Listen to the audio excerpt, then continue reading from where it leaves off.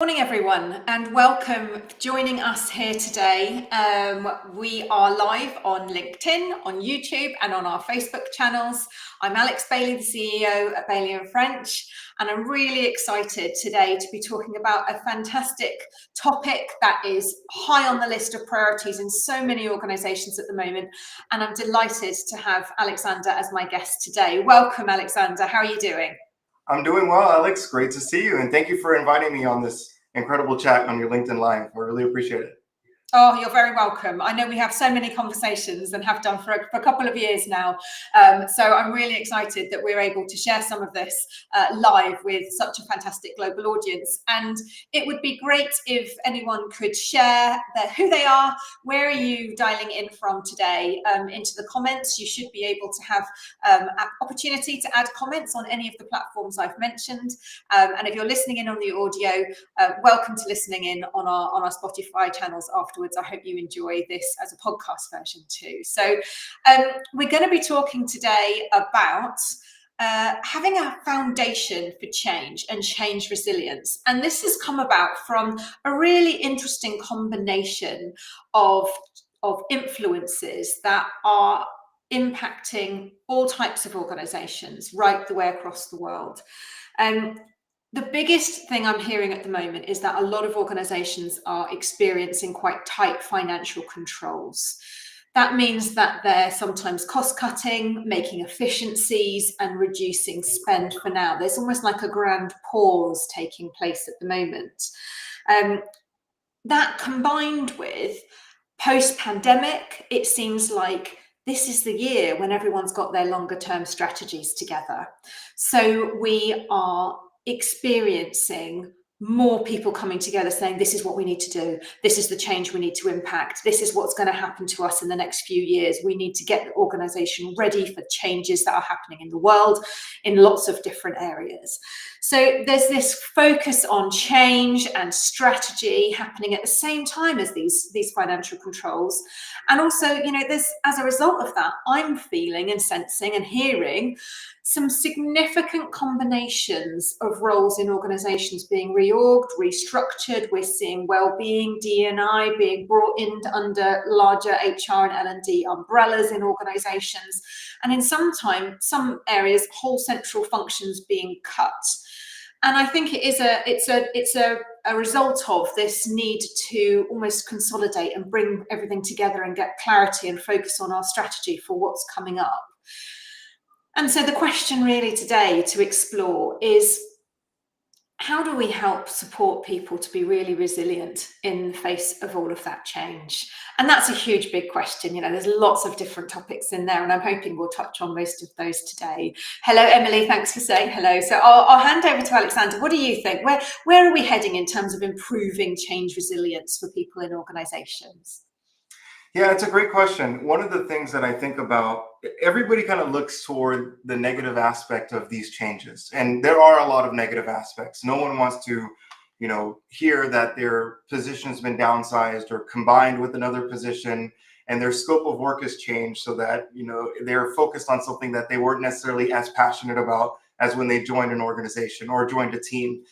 But the one thing I will say about these changes in models around efficiency is that it shortens the distance to getting things done. I find quite often that organizations are so layered, almost like a tiramisu, with so many different levels you have to get through to actually get some work done or to accomplish something or to get something approved.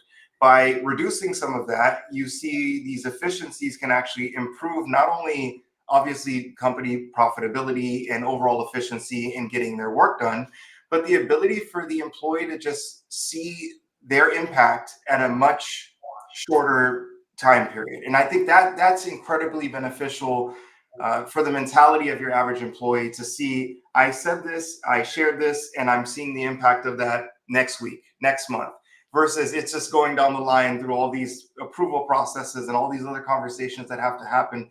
So I think that's a huge benefit. But how do we better prepare people for this is that I think that we have to just give people the understanding that change is coming.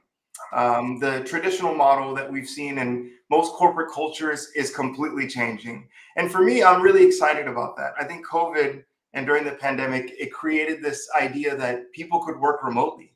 And companies discovered people can work really efficiently and get their jobs done really well remotely, sometimes even better than they could than sitting in traffic, getting into an office every day, right? And so this, to me, it just poses a question to anybody who's affected by this type of change to ask yourself, should this have already happened in the past? Should we've already been leaning this direction toward this kind of idea of efficiency, and been better prepared for it? So I think that that's the big question for me, is that yes, we need to be a little bit more resilient, but also should we have been mentally preparing ourselves for this type of shift, because we see it already kind of happening throughout the last, I would say, last 5 to 10 years. Yeah, that's a great question. And it makes me think about, how much preparation people do personally versus within their teams. I think there's this kind of personal resilience and team resilience around organizational change that has a huge impact on how much change is engaged with throughout, to actually have and achieve the impacts that they're needed to achieve. As we know, lots of change programs don't actually have much of an impact. So how do we ensure that people think about that, prepare themselves for this continuous focus on change coming forward? We hear about it all the time, but what do we personally do about it? Or do we actually wait for it to impact us? And I think my question mark is around cognitive load. So, how much are we overloaded to be able to even think a step back and think about what we need to prepare ourselves for? And that's what I see and I hear, is this kind of constant overload, too much messaging, too much information, and also in all of that, a lot of complexity. And how much are we in people functions in organizations really thinking about the messages, the channels, the moments that we're actually sharing information with people, and how well are we doing at that, in terms of people's impact? Because it takes time. Yes. And I think every single time we talk about supporting people through change, supporting their levels of resilience, we know that actually our greatest problem, our greatest challenge in organizations is time to engage at pace and at scale. Is so much pressure. How do we make sure that we recognize what time is required, not only to prepare and get people into the mindset for change, but also to recover? We know that continuous change and stress is hard and can cause burnout, but it can also be really positive and cause growth. But we need that time to recover, and it seems like time is our biggest problem. Do you experience that, and how do you think about time and how we use that effectively to prepare? You're absolutely right. Time is critical in so many different ways. Especially when you're dealing with massive change, you have to give people the ability to take a step back, to absorb the change, to truly understand and digest what just happened. I think about when people, like a pro athlete, works out. They don't expect to just gain all of this muscle overnight. There has to be a time period where they rest, and they have to really do everything that it takes to develop themselves to that next level. And it's the same thing here when we provide someone with a dramatic amount of change. Maybe their department shifted, or their roles combined, or they're just on a completely different team. They have to have the opportunity to really understand what's taken place, and then to have a space, an open space with others who've experienced this change, to have a discussion around it. One of the things that I think is so critical after a change like what you're describing is to really understand, like, roles and responsibilities, to understand what is this person's new R&R, and then take a step back and to look at the scope of the team. Like, who am I working with now, and what are they all responsible for, so that I can understand their specific skill set, so I know who to reach out to, and they know who, like, to reach out to me for that specific thing. So those kind of realignments and understanding of who you're working with and what they do, that's a big part of that time.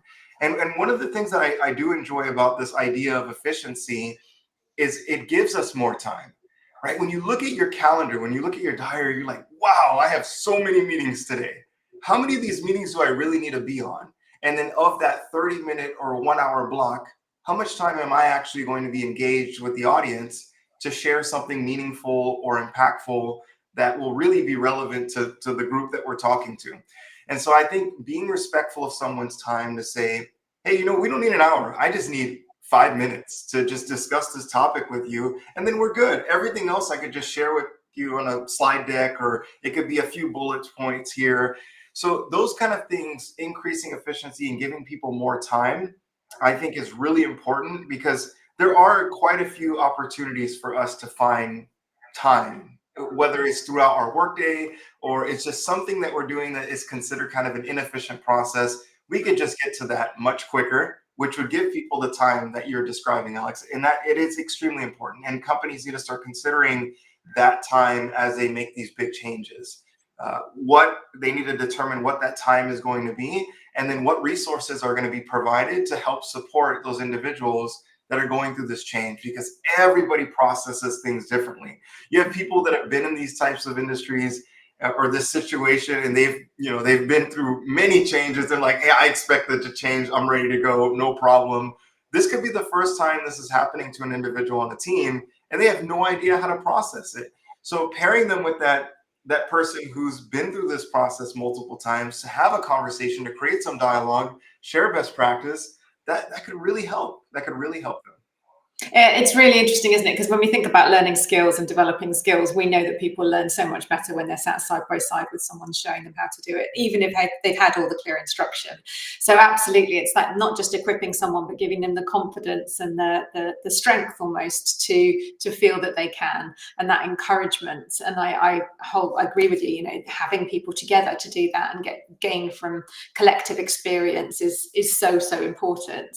I also think there's something there about recognizing time, and I understanding how to actually approach people around change and supporting them without overloading them and causing more stress on them through a change. And I'm sure you recognize when people do it really well, being clever with time, being clever with messaging, and being clever in the moment is something that we can do. It takes some effort, and I think it's, what I see in organizations is a lot of PowerPoints sent out, a lot of information. We must tell everyone everything, but actually what we're then doing is we're giving people a whole load of information and saying, you go and digest that and then come back to us with your questions. And I think that's, it's more respectful than not giving people information, of course, and some people do like to have rich information, but actually for people who are very time poor, that's another overload, and it's another piece of all right, I've got to spend time digesting, understanding through this complexity. Whereas if you imagine and think about our day-to-day lives, if you're rushing to an appointment and you really are up against time, you haven't had time to get together your bags, your things, your documents that you need for an appointment, and suddenly you get through a text on your phone that has the time, the person, the room, the information, the reference numbers you need, all your account details. Yeah. It's perfect timing. It's like, oh, thank God, it's all in one place. I've got something that I can use right here, right now, at the moment I need it. And it's really interesting because I think in large organizations, I think we're really good at doing that for our senior leaders. So I recognize there's a lot of kind of preparing exec summaries and bullet points and information for senior leaders in organizations, because we recognize their time is so precious. And it's almost like the rest of the organization can work out their own time management. And I don't think we mean that, but that's how it appears to people, is that, we have to be able to understand and recognize our own time. And I think there's an opportunity within people functions to really think about that, and about the platforms and channels that we use to work with people. Are we really thinking about giving people the information that they need to cope with change and challenge at the right moment, the right channel? How do people like information? It's not always the same. Do people really want to go through their emails to find something? People are completely bombarded, aren't they? They're completely bombarded. And you're right. When you think about things that from an executive level, they're given these brief summaries of information in these bite-sized chunks. And it's like, this is what you need to know, and these are the action items around it. And when we go further down the organization, the lower we go, the more information that's provided with very little context.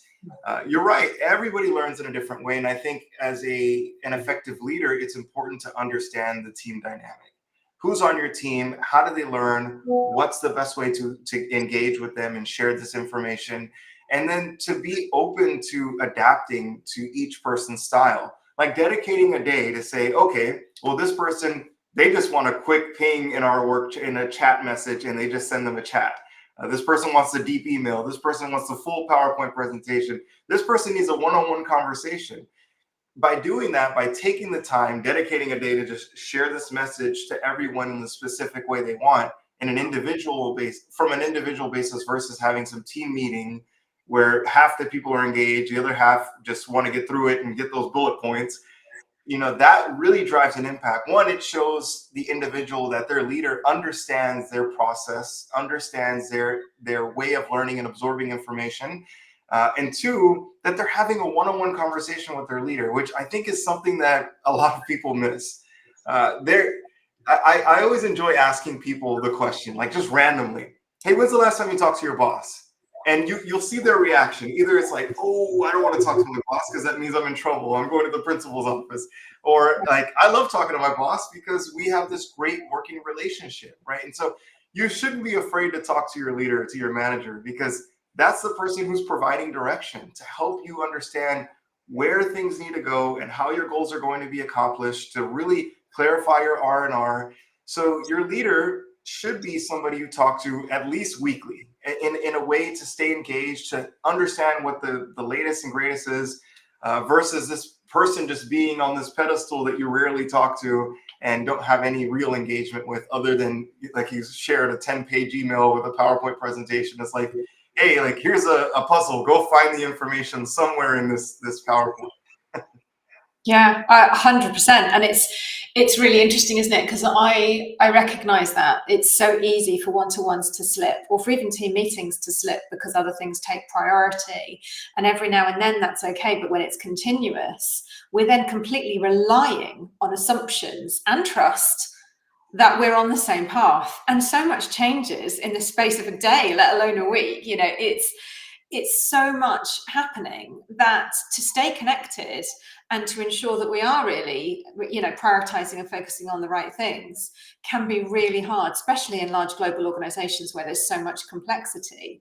So it's really challenging to think about actually, I always say this, the manager's role, the people manager's role at every level in an organization, they are so critical. They're the arms and ears into our organization, the ones we work with and through to really impact any change. And so, their shoulders are broad in terms of what they hold responsibility for. So anything we can do to open up situations and opportunities for people to talk together, to support each other in a team environment, takes away that reliance on just the one person in the conversation. So, matching people up in teams, but also not always relying on your immediate structured team, but also maybe project teams and matrix teams. It doesn't have to be that kind of rigid structure. We can have relationships right the way across systems that really demonstrate how we build relationships on the broadest level. And they don't even need to be in our organization, right? Lots of organizations work with clients, work with customers, partners in really different ways. And those relationships are as critical, aren't they? They're just very different because of the structure of the organization around that. And I think there's an opportunity there in terms of that, rather than seeing it as complexity and having to be managed, seeing it as an opportunity to actually extend how we have relationships that support the changes that are going on in the organization. Thank you for everyone who's joining us and saying hello from wherever you are. Please do share where you're dialing in from. We've got a truly global audience joining us today. And we'd also really love to hear your comments and questions too. We're having a great discussion about change resilience. There's a lot of change going on in organizations this year, particularly big strategy changes, big reorgs, restructures, and also some financial controls kind of restricting the opportunity to change things in the way we might want to. And we're really kind of delving into the impact of time as one of the main problems and challenges. So tell us more about your organization's experience of change and resilience, and how you actually understand or maybe approach things differently with your people to grab those moments that matter and really engage with people when they need it in the right format. I think that was one of the things I was really keen to explore, Alexander, with you is around platforms. People use different platforms, and this more than anyone working in Meta, right? it. So being able to find the right platform to connect with people at the right amount of time. It used to be very, very direct. It was all about email. And now we've got different platforms as a result of more remote working that people are using to connect all the time. And things are overlapping and getting a little bit hazy, aren't they? In between of like, how should I approach this client or customer? If they're not responding to my emails, should I be texting them? Should I be friending them on this social media platform? Or actually, do people like to keep their personas very separate? But, there's so much joined up now. How should we be reaching people in the way that they want to be engaged with?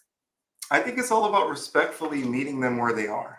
Right. Having a conversation with each individual to say, how do you best like to be communicated with? And just being really direct. Like, I'm open to sharing this information with you any way you want. Either we can meet in a virtual space, via VR, or we could send quick messages to each other. I can give you a full workout email or a document, and I think having that conversation up front, whether it's someone on a project team you're working on, your immediate team, or a cross-functional partner outside of your organization, really can set the tone of the communication structure.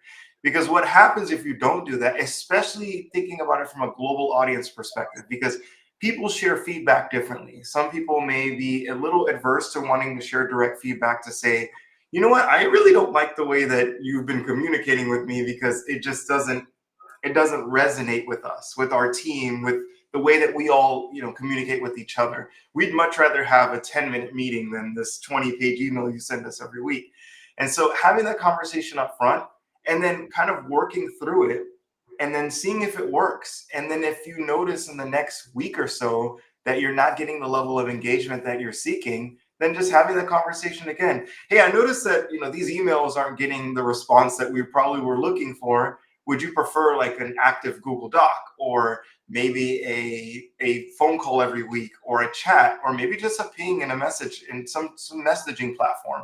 What works best for you? Do you want to meet up in VR? Let's have a VR workspace. Like, let's figure that out. So we can do massive whiteboards and draw our ideas out together. And so there's so many different ways to engage with people now.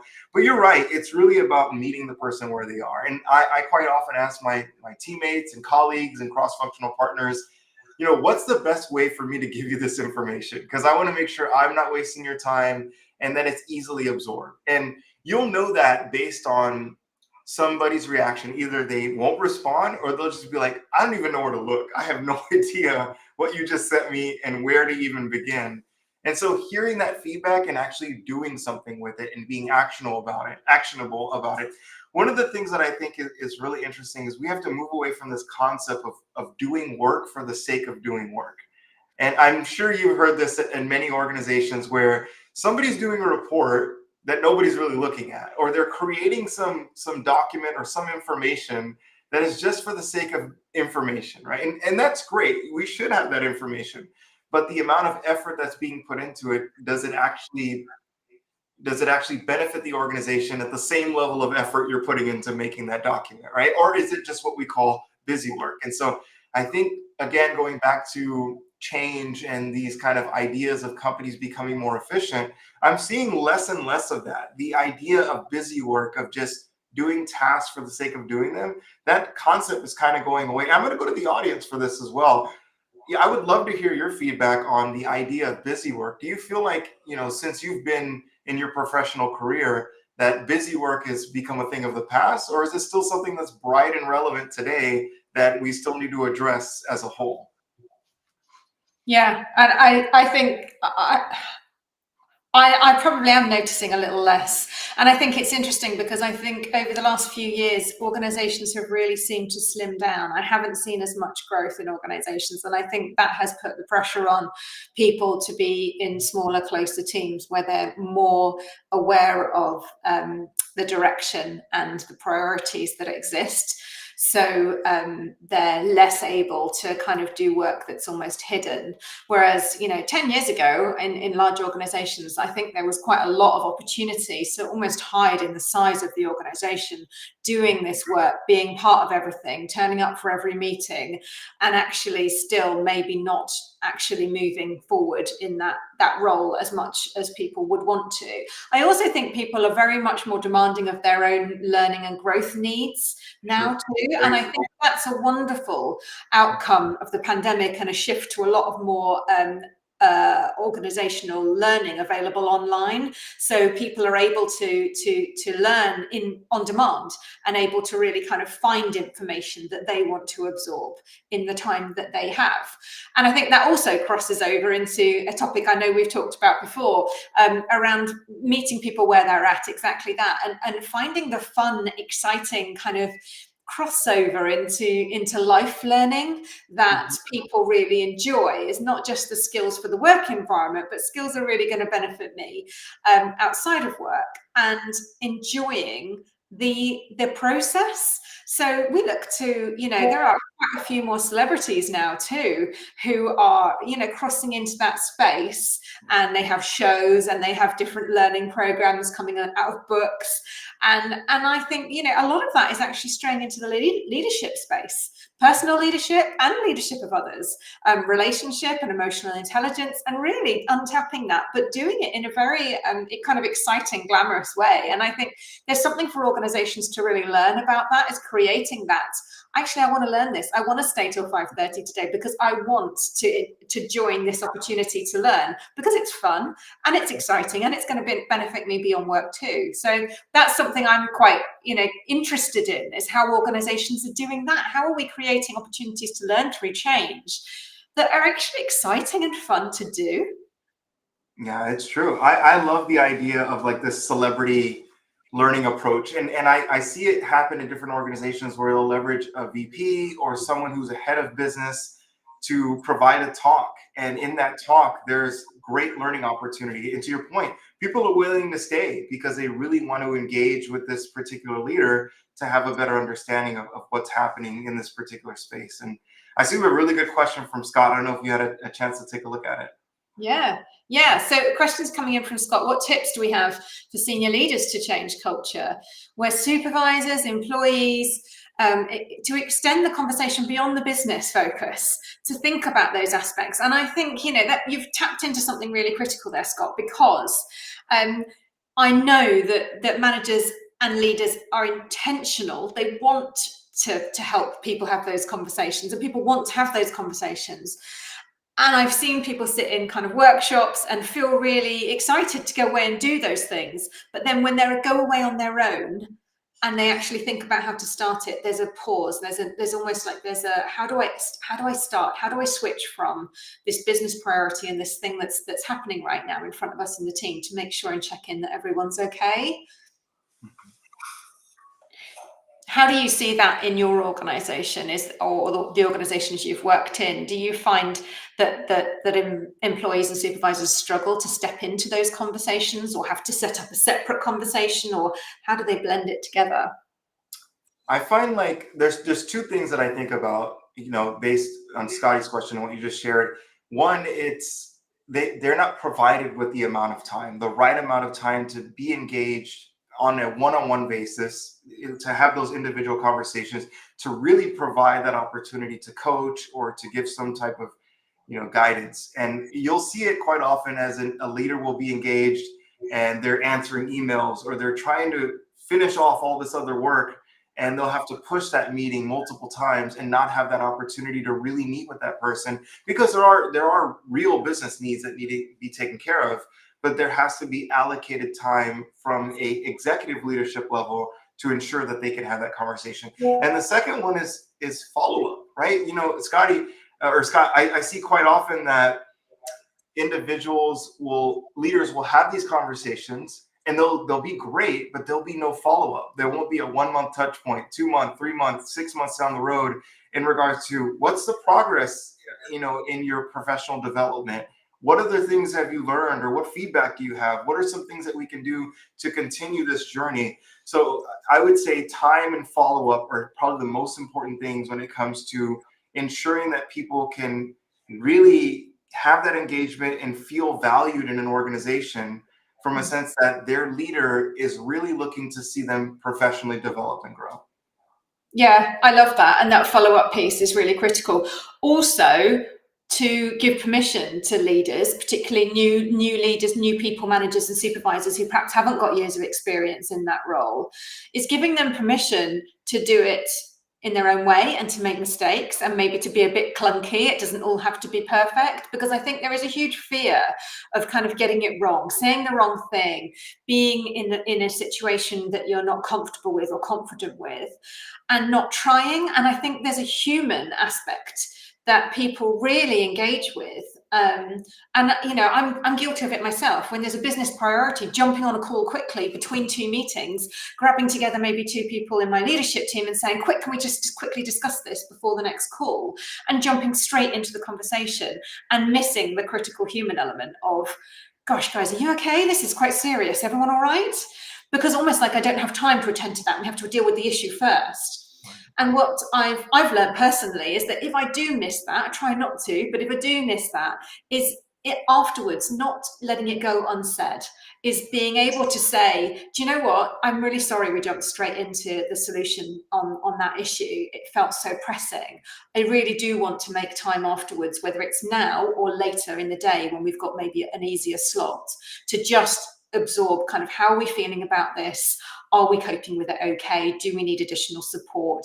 Can we just have a chat about it? Because sometimes, you don't necessarily need to do anything. It's just that support, the emotional support of talking through something, isn't it? So I think there's also that fear from managers and supervisors. They don't have time to actually deal with something, but not recognizing that the conversation itself is dealing with it. It is offering that support. It is just saying, I'm here, I'm listening. We've been through this before, we'll get through this okay. Do you resonate with that? Do you recognize 100%. Your manager in that situation? 100%. Yeah. I love what you shared about the leader not having all the answers or not having all the knowledge, being clunky. I think about a leader that I worked with who we had a one-on-one meeting with, and I said, hey, you know what? I think this is really interesting. I'd love to learn more about this. And that leader saying, you know what? Like, I don't know anything about this particular subject, but this person does. And I've already scheduled some time with you and this person, and I've already had a conversation with this person in regards to, really helping you understand what this role is and what this function does. And that was extremely impactful. One, it's, to your point, admitting you don't have all the answers. You're a human being. I don't know everything. I don't know every part of the organization. But to say I leverage my network of experts that has this knowledge that you're looking for, and I'm going to partner with you so that you can have that conversation. So you're right. It's about recognizing where your strengths are and leveraging your network to ensure that information is shared with your direct report. Yeah, I think, we've covered quite a lot there in response to Scott's question, and I just wanted to kind of recap over that. I think what we're really talking about here is authenticity and being able to be genuine as a leader and recognizing we don't have all the answers. We might make things a bit clunky, but actually we still have a contribution and opportunity, and we are in a position of responsibility and duty of care to people to be able to try and address those things. And as you said, signpost to the right further support if we can't directly help. And as people working in people functions, being able to give managers and leaders that in a big change in an organization, that freedom and permission to say, it's okay to try, and it's okay. It doesn't actually matter if you get the words around the wrong way. Just be genuine, just be your honest self, because that in itself is a huge step forward for the person who's experiencing a change and may, as you said, not necessarily been through that change before. So there's an interesting kind of response to that, I think, and it is a really scary space to step into, but people who are ambitious really do try, and I've seen it work fantastically well where people are really genuine about what they do and don't know, and actually that really helps support others to be the same, and it feels like a real great role model of we have to get through lots of things here. We're not always going to know all the answers. And I think, just kind of moving the conversation onto different topics, we're very open to any questions and thoughts as we're talking here today. As you can tell, it's a very open conversation about a huge topic around change resilience. I'm really interested to think about psychological flexibility and its connection to change and resilience. And I ran a poll yesterday because I've been having some conversations about resilience, and thinking about its relationship to resistance to change. So people being resistant, are they more resilient or less resilient? And I think on kind of when I first asked myself that question, there was almost an immediate assumption that people who are more resilient are likely to be less resistant to change because they're more likely to be able to cope with different changes as they move through those. But then I really challenged myself to think about, actually, is there almost like a seesaw effect with this?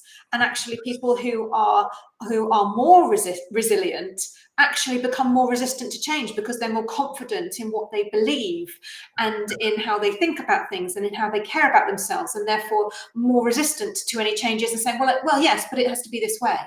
And whether or not that causes tension in organizations. So it's quite a complex topic, but I think there's something there about not automatically assuming that if we develop everyone's resilience in the organization, they're going to just, be much better at moving through change. I'm not sure that's an automatic assumption we should take. Is that something that you've experienced or looked at all? Wow, what a great question. And you're right, it is like a seesaw effect in regards to resilience and resistance. I think that the vast majority of people will have who have the ability to be resilient and to resist change and to say, okay, I have the capability to adapt to this change and move with the flow of the organization, is what the organization needs for the most part to continue its day-to-day business and get to its end goals. But those individuals who are resilient and resistant at the same time and have resistance with, I would say, with depth of knowledge or a specific reason why they resist. They're not resisting the idea of change for just the sake of change because, like, I just don't want to do this because it's something different from what I'm used to doing. I don't want to do this because I'm taking a step back and looking at the bigger picture and saying, there's a better way to do this. And rather than running away, I'm putting up a wall to say, no, I'm not doing this, but I think we should do this. So I think it's those who come with resistance plus suggestion, right? It's that idea that you see the change coming, you're able to adapt to it, but to stop and say, we can still do this better. We can change once more and do this a different way. So those individuals, I feel like, usually end up becoming department heads or changing the org in a specific way or setting off projects that the company didn't think about as a whole because these ideas have sparked. And sometimes that change, that massive organizational change that will inspire resilience or resistance, is sometimes what the company needs to move forward. So I think it's a blend of both. I think you need both. You need individuals in the organization who are willing to adapt to the change and continue the flow of business, but you also need those people to just say, you know what, this doesn't make any sense, or we could do this a better way, because this is how the organization will grow as a whole, versus just continuing to do the flow of what's coming from leadership down. As you know, some of the greatest ideas in an organization come from different levels of the company, right? It's not always an executive, a VP, or a C-level individual that says, this is the way that we should be doing things, and this is how we're going to move the company forward. It could be an engineer. It could be somebody just working in a different department that says, I think we should do it this way. And that could be that resistance that you're talking about to a massive change in the organization. Yeah, and the perception of that challenge coming back to the right people in the organization. And as you're talking, I'm just imagining different scenarios where absolutely, there are positive challenge responses, aren't there, to change, where people exactly come up with some of those fantastic ideas of how we could do things differently. And I think what you're talking about really demonstrates psychological flexibilities, people's ability to be innovative and creative within that whole change space. And I'm curious as well, and wondering how that change resistance can be related to people's disagreement with the topic. So there is something there again about also supporting people's emotional intelligence to know more about themselves, be more aware of themselves and their others, as well as the world around them, also means that they're more likely to either agree or disagree with some of those things that are going on in the world around them. And does that cause resistance to change? And how do we help support people to have psychological flexibility in those scenarios where perhaps it's something that the organizational stance isn't something they feel comfortable to agree with? But how do they then still work in the organization as part of and feel proud of the work they're doing with their teams and their departments if the overall outcome isn't something they would have chosen to do? And I think that is huge in organizations at the moment. And I think that might come at a pace, with some of the pace of technological change that is actually sitting on the horizon now with organizations where people are making those changes. And I've known, for years, I know there's managers and leaders who really struggle to communicate changes in the organization that they don't agree with. And when we're saying, oh, be authentic as a leader, be authentic as a manager, and they're thinking, gosh, well, I don't even agree with this, but I've got to tell everyone and engage them with this change. That's quite an emotional dilemma. And how much space and time do we give people to actually experience what that means for them? Yeah, that's a tough one. I've been provided with direction from leadership in regard to a change that I needed to disseminate down to a team that I didn't necessarily agree with. And it took time to understand the wider scope of what the impact would be. And I had to have multiple conversations with leaders to truly understand how this made sense for me specifically, so that I could have that conversation with my team at that point. But you're right. I think quite often you'll have these types of decisions that happen, and a leader will have to have these conversations without having time to process or to truly understand what the change is. And they may make those conversations sound like something like, hey, I don't really agree with this, but this is what we have to do. Or I don't like this either, and we have to do this. And so I don't think that sets the right tone for an organization or for a team, because you're already telling your team that it's not important to you, that you don't believe in it, and you're not engaged with it. Therefore, why should they be engaged with it? And so I think it's important to, one, of course, have time to process, but to really figure out, again, this is like knowing your team, knowing those individuals in that one-on-one conversation. How am I specifically going to talk to this person about this major change, and to ensure that it's relevant and engaging to them? Because no matter what's changing, someone can find something that they can connect to in that change. And that requires a lot of flexibility from the manager's mind in regards to how they have those conversations. They have to take themselves out of the equation completely and really focus on their team and their ability to absorb the information and make sense of it, and then take action with that information. Yeah. There's so much in there, isn't there? And this, it is a huge topic. We could have a whole series talking about this. And we're coming up to the end of our conversation now. So please do send in any more comments, thoughts or questions whilst I'm just kind of wrapping the conversation together. But I think in conclusion, we've talked about quite a lot of different themes here. And I think overall, in terms of having like a blueprint for change resilience, we've talked about time in preparation to understand content, but also time to follow up and to recover from big change being incorporated into how we engage people with change in organizations. We've talked about moments that matter, finding the right way, method, channel, moment, and thinking about people in the same way that we think about senior leaders. How can we give everyone the exec summary and save and shave off the time of all the detail, but allow them access to signpost time for that if they want to go and explore it, but ensure that they've got the summary, the key topics and the key bullet points and priorities really highlighted in the right way for people to find that. Also really listening to what people need and asking them the questions, exactly as you said, how do people want to be communicated with? How do they want to be involved? It might be that we're assuming everyone wants everything, and they don't. And we could be causing ourselves a whole load of busy work trying to solve issues that aren't issues.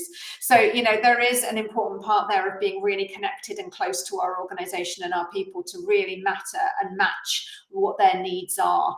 And I think we have loads of mechanisms to do that now, with great surveys and opportunities and different platforms to talk to people all the time. So there's a lot there available for us. Being really efficient, maximizing time. Time seems to be a big core problem problem here, but also helping people feel really grounded and build their own personal and team resilience and well-being, so that they are able to learn and grow through changes and manage their own recovery time and being accountable for their own well-being and resilience. And I think Mike's going to be sharing a link to our toolkit that we're releasing today as part of this series. Thank you, Mike. Please do have a look at the QR code here. This is the I questioned Mike whether this was too much to be giving away. So this is our most bumper toolkit we've ever given away. It's our 15-year anniversary this year. If you want some tools that managers can use in conversations, like we talked about in response to Scott's question, some easy kind of check-in questions people can build through. There's blogs, there's articles, all curated into one space so that you don't have to spend time going and finding things. This is our biggest giveaway that we've ever actually run. So please do download that toolkit and have a look, and feel free to share that too. Also, just wanted to highlight that we have an event coming up on the 30th of April. I know there's, I think, maybe over 100 viewers today just from the Houston, Texas area.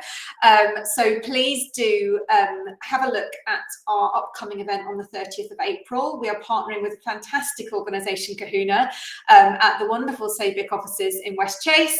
Please do have a look at the link we're sharing on that one. We would love you to come along and join us. We're going to be sharing some of our tools that we help teams and organizations talk about skills and strengths, and it's one of the ways that we help humanize work around change as well, very applicable to supporting change resilience. I think we've got the link there, and there's a free lunch, Mike, you've added that in there too. So for my Houston contacts, please do download and click on the link there and come and register and join us for an in-person event that should be quite exciting and really interactive. And we've come to the end of our session here today. I've really enjoyed talking to you, Alexander. Thank you so much for your time. We talked about time being precious, and I'm so glad to have been able to bring your insights to this wonderful global audience of change makers, people experience leaders, really thinking about how to grapple with the challenges that we're facing in organizations today in terms of being resilient to change, supporting people through change, having a grounded, solid foundation to work from in terms of approaching change. So thinking about time, engagement, methods, but also that ability to support people to be okay and to be well in and through changes so that they don't burn out, having that time to recover, making sure that we're learning and growing through it. So I really appreciate your time. Thank you, Alexander. It's been great talking to you today. You as well, Alex. Thank you so much for the opportunity, and congratulations on your 15-year anniversary. That's wonderful. Thank you so much. It's a real honor and privilege. Honestly, we all absolutely love the work that we do around this phase, and humanizing the world of work is a really important purpose to us, and keeping us going through all this change that's happening across the world. So please do get in touch if there's anything we can support you with in your organization. Thank you everyone today for joining us, whether it's been on LinkedIn, on Facebook, on YouTube, or through our Spotify audio channel. Thank you so much, and we look forward to hopefully speaking with you very soon. Thank you. Thank you, everyone.